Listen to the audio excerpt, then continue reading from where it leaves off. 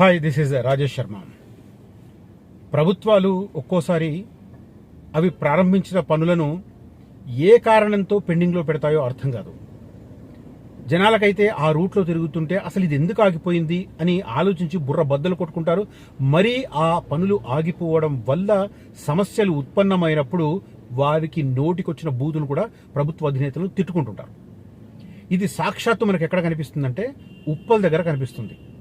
Uppal ring road దాటి Uppal depot వైపు, మేడిపల్లి వైపు, అదే రకంగా గట్కేశ్వర్ వైపు రెగ్యులర్గా ట్రావెల్ చేసేవారికి అక్కడ దాదాపు 7 సంవత్సరాలుగా నత్త కూడా నివ్వెరపోయేంత నెమ్మదిగా నడుస్తున్న, నత్త కూడా నవ్వుకునేంత నెమ్మదిగా నడుస్తున్న ఆ ఫ్లైఓవర్ వర్క్ 2017లో శంకుస్థాపన జరిగితే 2018లో పనులు ప్రారంభమైతే 2025 కల్లా 40% పనులు కూడా పూర్తి కాని దురవస్థ. రాష్ట్ర ప్రభుత్వం కారణమా, కేంద్ర ప్రభుత్వం కారణమా, ఇది నేను మాట్లాడను. కానీ అది కేంద్ర ప్రభుత్వం చేపట్టిన ప్రాజెక్టు. మరి ఎందుకు ప్రాబ్లం వచ్చింది? సో స్థల సేకరణ కావచ్చు, ఇవి కొన్ని రోల్స్, రాష్ట్ర ప్రభుత్వం రోల్స్ ఉంటాయి. ఈగోస్, కేంద్రంలో ఒక పార్టీ, రాష్ట్రంలో ఒక పార్టీ, ఈగోస్. వాళ్ళ మధ్య ఉన్న ఈగోస్ అక్కడ స్థానికులు సంవత్సరాది కాలంగా వాళ్ళు భయపడాల్సిన పరిస్థితి. ఇక మరీ వర్షాకాలం ఉంటుంది, సినిమా మామూలుగా ఉండదు, చాలా ఘోరంగా ఉంటుంది పరిస్థితి. సో అలాంటి ప్రాజెక్టుకు సంబంధించి ఇప్పుడు ప్రభుత్వం ఒక కీలకమైన నిర్ణయం తీసుకుంది.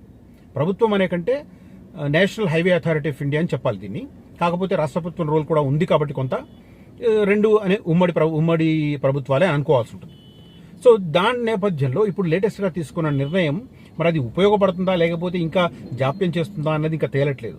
బట్ అది గనక ఆమోదం పొంది పనులు కొద్దిగా శరవేగంగా జరిగి, మొన్ననే రాష్ట్ర రోడ్లు భవనాల శాఖ మంత్రి కోమటిరెడ్డి వెంకటరెడ్డి నెక్స్ట్ దసరా కల్లా, అంటే 2026 దసరా కల్లా ఫ్లైఓవర్ పూర్తి చేస్తామని చెప్పి మాట్లాడారు.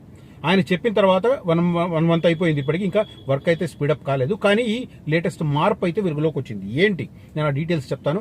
డీటెయిల్స్ చెప్పే ముందు యాజ్ యూజువల్ నేను రిక్వెస్ట్ చేస్తుంటాను, future city will be A inevitable. అది ఖచ్చితంగా కార్యరూపం దాలుస్తుంది సూనర్ ఆర్ లేటర్. 5 ఏళ్లలో ఫస్ట్ ఫేజ్, 10 ఏళ్లలో సెకండ్ ఫేజ్, 15 ఏళ్లలో థర్డ్ ఫేజ్ అవుతుంది. ఫస్ట్ భూసేకరణ చేసిన ప్లేస్లో ఫస్ట్ ఎంప్లాయ్మెంట్ వస్తుంది. ఆ తర్వాత నెక్స్ట్ ఫేజ్ భూసేకరణ అతి త్వరలో ప్రారంభం కాబోతుంది. ఆ తర్వాత ఇంకొక 10 ఏళ్ల తర్వాత కావచ్చు మిగతా ఫేజ్కి సంబంధించిన వర్క్ ఉంటుంది. దానికి సంబంధించిన దార్శనిక పత్రం ఏదైతే విజన్ డాక్యుమెంట్ ఉందో ఆ విజన్ డాక్యుమెంట్ ఆల్రెడీ ప్రాథమిక విజన్ డాక్యుమెంట్ తెర మీదకి వచ్చింది. దానికి సంబంధించి సపరేట్ వీడియో కూడా చేశాను, మీరు చాలా మంది చూసుండొచ్చు.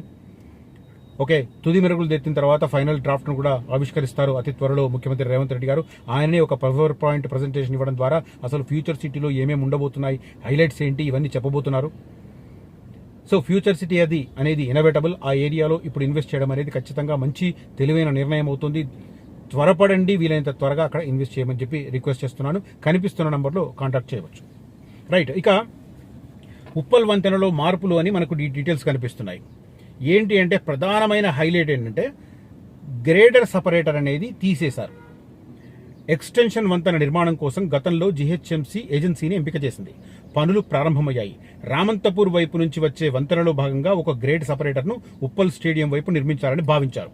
తద్వారా నారపల్లిలో ఎలివేటెడ్ కారిడార్ ఎక్కి, అంటే అటు నుంచి వరంగల్ వైపు నుంచి హైదరాబాద్లోకి ఎంటర్ అయ్యే వాళ్ళు ఒకవేళ సికింద్రాబాద్కి వెళ్ళాలనుకుంటే అక్కడ ఆ సపరేటర్ను తీసుకొని డైరెక్ట్గా ఈ స్టేడియం దగ్గర ల్యాండ్ అవుతుంది. ఉప్పల్ స్టేడియం దగ్గర ల్యాండ్ అయ్యేలాగా ఇంతకుముందు డిజైన్ చేశారు.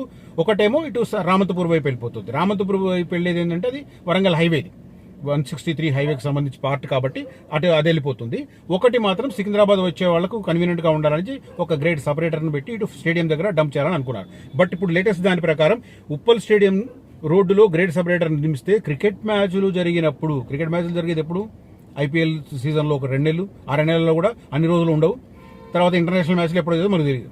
ఆ చిన్న పాయింట్ మీద ఆ గ్రేడ్ సపరేటర్ను క్యాన్సిల్ చేస్తున్నారట. ఎంత అసలు ఇప్పుడు రోజు తిరిగే లక్షలాది మందికి, వేలాది మందికి కన్వీనియన్స్ చూడాలా, లేకపోతే ఎప్పుడో ఒకసారి జరిగే క్రికెట్ మ్యాచ్ కోసం చూడాలా, ఎప్పుడో ఒకసారి జరిగే ఐపీఎల్ సీజన్ కోసం చూడాలా? సంవత్సరంలో 2 నెలలు ఐపీఎల్ సీజన్ ఉంటుంది. 2 నెలల్లో హైదరాబాద్లో జరిగే మ్యాచ్లు ఎన్ని ఉంటాయి? మాక్సిమం 10 ఉంటాయి అనుకుంటా.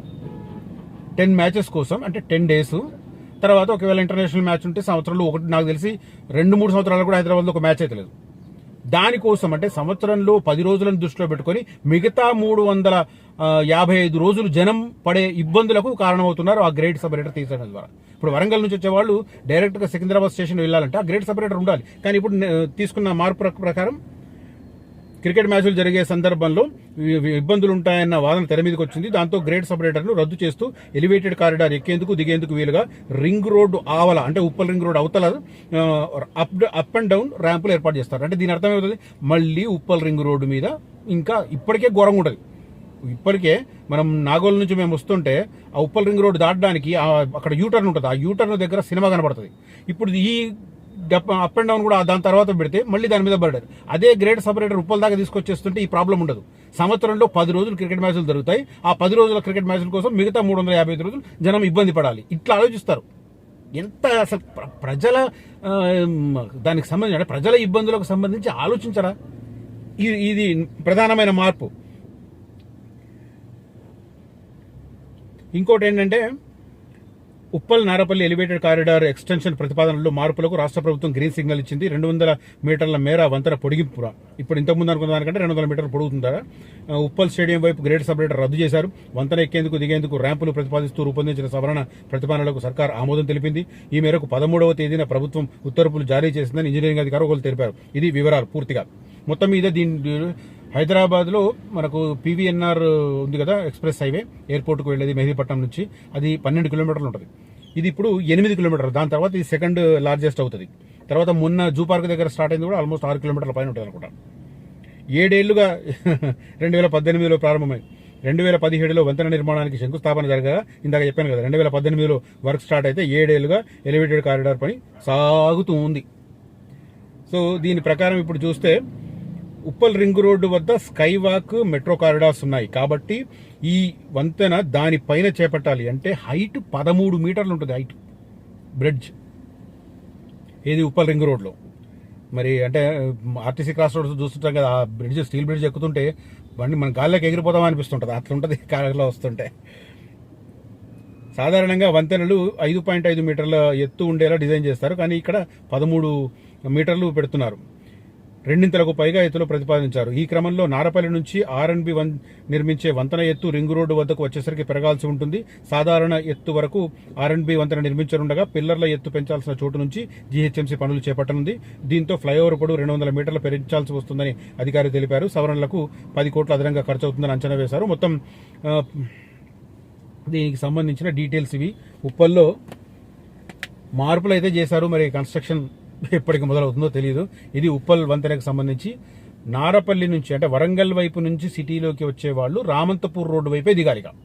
లేదు సికింద్రాబాద్ వైపు కానీ లేదు అటు ఎల్బీ నగర్ వైపు వెళ్ళాలనుకున్న వారు ఆ ఉప్పల్ రింగ్ రోడ్డుకు ముందే దిగి టర్న్ తీసుకోవాలి. సో ఉప్పల్ రింగ్ రోడ్డు మీద రింగ్ సర్కిల్ మీద విపరీతంగా పెరగబోతుంది. ఇప్పుడు విపరీతంగా రద్దీ పెరగబోతుంది ఈ ఫ్లైఓవర్ అయితే. అంటే జనరల్గా ఫ్లైఓవర్లు కట్టేది ట్రాఫిక్కి రిలీఫ్ ఇవ్వడానికి. బట్ ఈ నిర్ణయం ఏదైతే ఉందో, గ్రేడ్ సపరేటర్ను రద్దు చేస్తూ తీసుకున్న నిర్ణయం ఏదైతే ఉందో, అది ఆ ఉప్పల్ రింగ్ రోడ్డు మీద ఇంకా బర్డెన్ పెంచే అవకాశాలే ఉన్నాయి. ఇంకా ఘోరంగా ఉంటుంది పరిస్థితి. అవి దిగి ఇటు నుంచి వచ్చిన వెహికల్స్ తిరిగి ఆ సర్కిల్లో అవి ట్రాన్స్ఫర్. కనీసం ఇట్లా చేసిన వాళ్ళు ఒక అండర్ పాస్ లాంటిది ఏదైనా ప్రపోజ్ చేస్తే బాగుండేది. అక్కడ అటో ఎటువైపునో సికింద్రాబాద్ వైపు లేకపోతే రామంతపూర్ వైపు లేదంటే ఎల్బీ నగర్ వైపు ఎటో ఒకవైపు ఒక అండర్ పాస్ ఏర్పాటు చేస్తే చాలా, యూటర్న్ కోసం ఒక అండర్ పాస్ ఏర్పాటు చేస్తే చాలా రిలీఫ్ వస్తుంది. బట్ వాళ్ళకి ఆలోచన వచ్చిందో లేదో నాకు తెలియదు.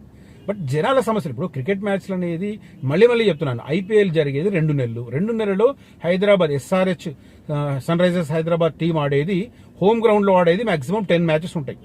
ఆ 10 మ్యాచెస్ ఆ 10 డేస్ కోసం. ఇంటర్నేషనల్ మ్యాచ్లు అయితే ఈ మధ్య అయితే వచ్చినట్టు గుర్తులేదు, సంవత్సరానికి ఒకటి కూడా రావట్లేదు. 2-3 ఏళ్ళకి ఒకటి వస్తుందేమో హైదరాబాద్కు. సో అలాంటి ప్లేస్లో అలాంటి ఆ 10-11 రోజుల వ్యవస్థ కోసం 355 రోజులు జనాలను ఇబ్బంది పెట్టడం ఎంతవరకు కరెక్ట్? నిజానికి ఖర్చు ఎక్కువైనా కూడా గ్రేట్ సపరేటర్లు పెట్టాలి. ఇంకా అవసరమైతే ఒకటి ఎల్బీ నగర్ వైపు కూడా ప్లాన్ చేయాలి. ముందే టర్న్ చేసేసి metro station, Uppal metro station తర్వాత రోడ్డు మీదకి డంప్ అయ్యే రకంగా ప్లాన్ చేస్తే అది కూడా ఇంకా ఉప్పల్ రింగ్ రోడ్డు మీద బర్డెన్ తగ్గించే అవకాశం ఉంటుంది. కానీ ఇట్లాంటి ఎందుకు ఆలోచించారో అర్థం కాదు.